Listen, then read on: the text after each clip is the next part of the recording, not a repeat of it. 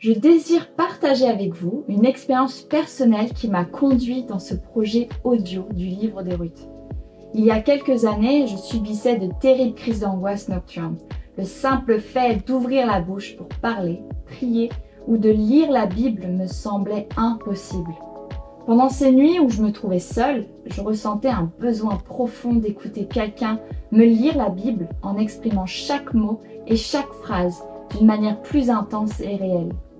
Alors que je combattais mes pensées négatives et attaques spirituelles, Dieu a placé sur mon cœur le désir de travailler sur une version audio d'un des livres de la Bible en faisant en sorte de rendre le texte et l'histoire plus accessibles et offrirait un réconfort similaire à celui que je recherchais.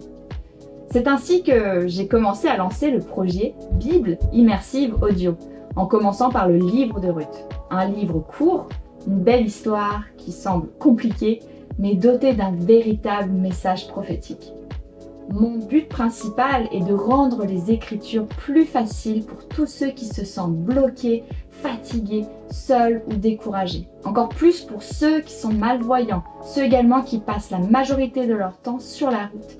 Et enfin, pour tous ceux qui souhaitent passer un temps d'écoute d'une manière qui les transportera par un simple clic au sein même d'une histoire biblique passionnante. J'espère pouvoir continuer à créer des audios similaires et plus aboutis, pourquoi pas, pour les autres livres de la Bible, afin que toute la francophonie puisse non seulement lire, mais entendre la parole de Dieu. Ainsi, la foi vient de ce que l'on entend, et ce que l'on entend vient de la parole de Dieu. Ça se trouve dans Romains 10, verset 17. Merci de m'avoir écouté. J'espère que ce projet vous bénira immensément. Noémie prit le nouveau-né et le serra sur son cœur. C'est elle qui se chargea de l'élever. Les voisines s'écrièrent « Noémie a eu un fils !» et elles lui donnèrent le nom d'Obed. Obed fut le père d'Isaïe et le grand-père de David.